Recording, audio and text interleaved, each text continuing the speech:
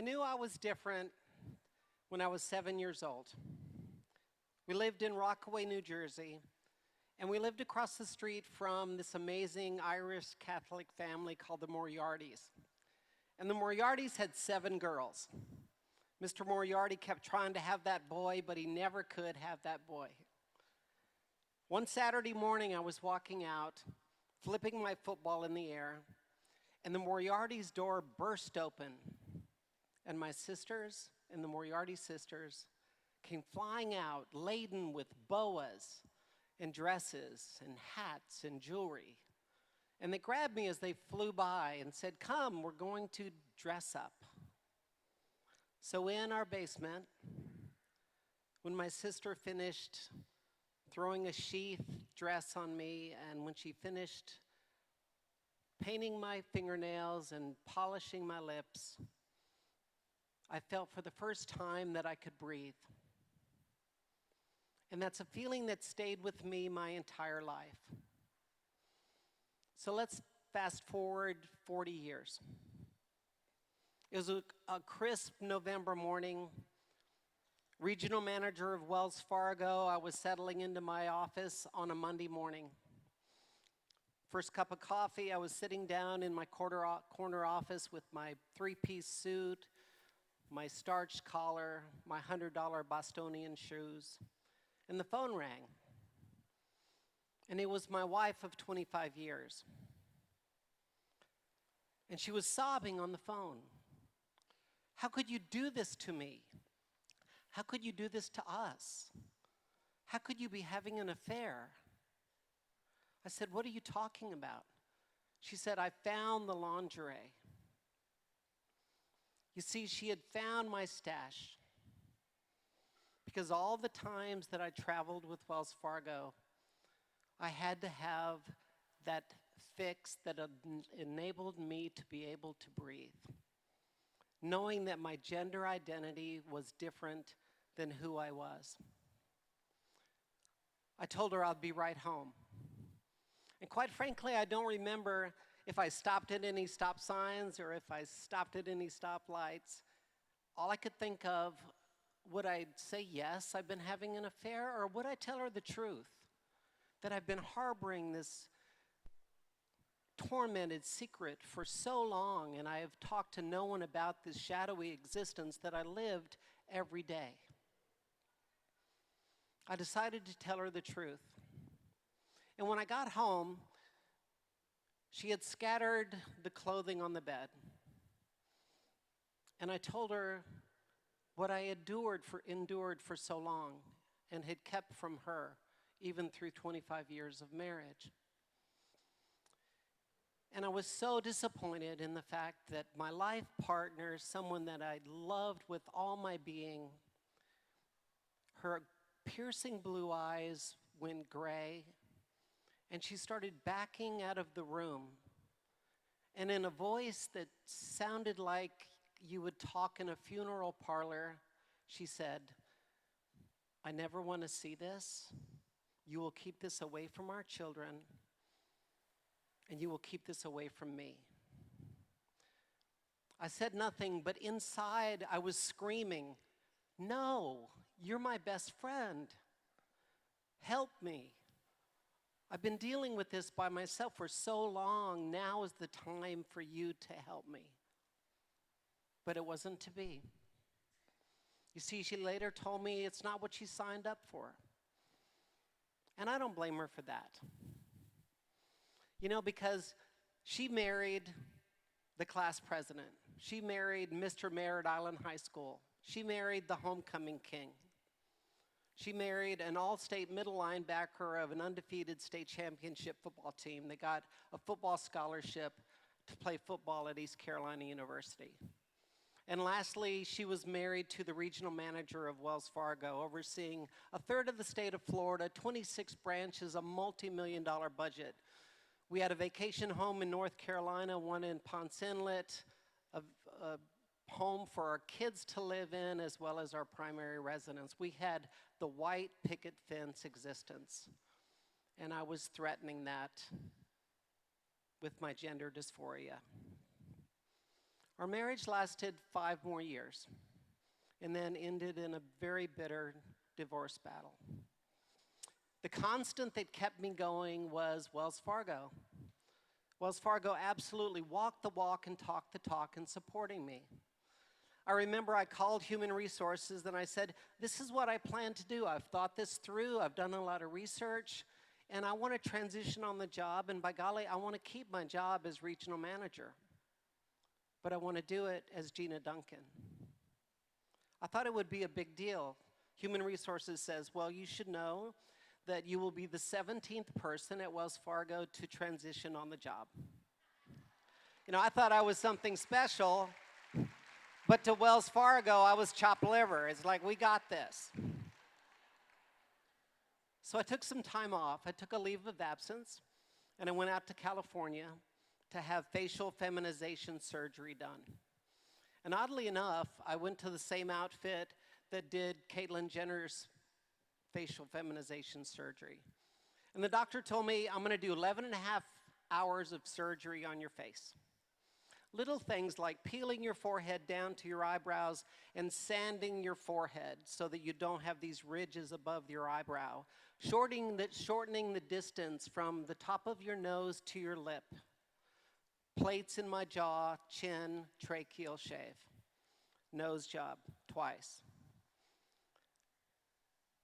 And I asked him, how do you do 11 and a half hours of surgery? And he says, don't worry, I take a nap. I thought, you take a nap? He goes, yeah, I've got an assistant who works on you while I'm napping, and then I finish up. Okay, he supposedly was one of the best. And you see the Marilyn Monroe type face that I ended up with, which is I'm very pleased with. But in returning to Wells Fargo, it was a super positive experience. And my second day, we hit some bumps. Keep in mind that while I was gone, they flew in a SWAT team and they trained all of my managers and they educated about what it meant to be transgender. I had an assistant, we'll call her Dawn. And Dawn had been my assistant for like 7 years. And on the old, TV show with Radar, it's like, Dawn, do you have that file? And she would be standing there with that file. We were that close and that synced. The second day I was at work, presenting as Gina, and when I came back, Dawn disappeared at lunchtime. And it wasn't like Dawn not to be prompt. She came back to work at about 3 o'clock. And I could tell something was wrong as Dawn banged into the hallway walls as she entered my office. And Dawn had been drinking. And Dawn didn't drink. But she sat down in my office and she cried. And she said, I never got a chance to say goodbye to Greg. I loved my boss. And now my boss is dead. And looking out from my eyes, you can only imagine that I'm seeing the same person, my same assistant that I've had for 7 years, that we've worked together, the same office, yet what's looking back and what she's seeing is something totally different. I had planned my transition in every way except for this concept that Greg had died, which means that I had no past. And all of the connectivity that I had with people and with things and with places and with experiences were gone. This was further reinforced a couple of weeks later. I was making sure that my kids were okay with this, and my grown daughter was over, and we were cooking steaks out in the backyard. And I went to check on the steaks, and I heard this sobbing. And I turned, and my daughter was balled up in her chair with her head buried in her hands, and she was just heavingly sobbing. So I ran to her, and I held her, and I said, honey, what's the matter? Because she had been there through every surgery.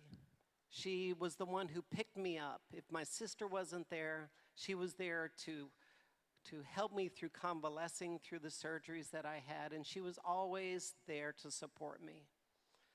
And as I held her, she said, "I miss my dad." I had coached her through t-ball and softball, and we had been very close. And she kept saying, "I miss my dad." And all I could do was rock her and hold her close, and we rocked for so long. And all I could say is, "I'm right here. I'm right here." After that, I have to say, I sunk into a very deep depression because I went through this experience of knowing that people were distancing themselves from me. And for transgender people, our biggest fear is social isolation, that we don't fit in anywhere. And I was starting to feel that from family members, from my daughter, from my assistant. And the sad feeling that they thought and felt in their minds that Greg had died. And we're going through, frankly, the stages of grief. And then one day, something turned that around. I was having dinner with my sister and her daughter at our favorite Italian neighborhood restaurant. And my niece, Jennifer, looked up from her pasta, and she kind of squinted her eyes at me, and she said, "You know, Aunt Gina, I'm really jealous of you." And I'll never forget these words. She said, "Right now in your life, you're like a blank canvas that you can paint whatever life you want for yourself moving forward." And while I was mired in thinking of my death and the negativity of my transition, she was opening a whole new door for what I could be. And I soon found my voice. And I realized that all of my experiences in corporate America had led to the moment where I could do something to support the transgender community. I joined Equality Florida, and now I travel the country educating corporations and law enforcement and hospitals, nonprofits, about inclusion of transgender people and what it means to be transgender, because it's one of the most quickly emerging demographics in the country. I felt like I had the best job, and I still do, the best job in the country in making that difference in someone's heart and mind. So let me leave you with this story, and this kind of speaks to that. One of the weird quirks of my journey was that you could not change the gender marker on your driver's license until you had gender reassignment surgery. And I wanted to go to the best possible in the country, and at the time there were only 4 doctors who were doing gender reassignment surgery, and one of them was Marcy Bowers. And I wanted to go to Marcy. Oddly enough, she had this facility out in a mining town called Trinidad, Colorado. But she was backed up, so it took a year. So during that year, I was presenting as Gina Duncan and traveling with Wells Fargo, but I had not had my surgery, so my driver's license had this dazzling picture of Gina Duncan on it, but it had a big M on there as well. So every time I flew for Wells Fargo, and I flew a lot, the TSA agents would look at my driver's license and look at my ticket, and they would sneer at me, and I would be outed every time I traveled. So finally, I saw Marcy Bowers. Once I came home and healed, the first thing I did was head down to the DMV. And oddly enough, there was a new DMV in Orlando, and I walked in, and there was hardly anyone in there. And we all know that when you go to the DMV, the bane of humanity is in there usually. You can't hardly walk, but there was hardly anyone in there. And I sat down, and I noticed a gentleman that looked very much like my grandfather. And if you look in the dictionary of grandpa, you will find a picture of my grandfather. Shock of white hair, white bushy eyebrows, soft, beautiful eyes, And he always had this amazing smelling pipe in his teeth. I noticed that Grandpa got done with his customer, and I noticed that he took a deep breath, and he looked at this picture on his desk, and the picture had to be of his 2 grandbabies. And you know how you can kind of read somebody, and I could tell that he was counting the days until he could spend full time with those grandbabies. Well, sure enough, Grandpa went, "Next." So I went up there and I handed in my letter from Marcy Bowers that said, "This person is physically female from head to toe." I said, "I would like to get my gender marker changed on my driver's license." So Grandpa looked at the paperwork, and he looked at me, and he looked at the paperwork, and he said, "I'll be right back." Well, we all know in the DMV that the walls are all acrylic, so you can see through them. So I see Grandpa go to the back, and Grandpa's talking to the supervisor, and the same thing. They look at the paperwork, they look at me, they look at the paperwork. Grandpa starts coming back. I'm thinking, oh, this may be ugly. But sure enough, Grandpa stepped up and he said, "Miss Duncan, everything seems to be in order. If you'll step back, we'll take your picture." A little while later, the kiosk where you usually get your driver's license, I noticed that Grandpa went over and got my driver's license, and he came back. And he said, "Miss Duncan." So I went up, and he looked at me, and he said, "I have to tell you, you're my first." And instinctively I said, "Well, I certainly hope I'm not your last." And he said, with these amazingly warm eyes, he said, "I hope you're not either." And I thought that he was going to go home, and he was going to raise those grandbabies with an open heart and an open mind for all people. And when I walked out into that parking lot, I never felt more alive. Thank you.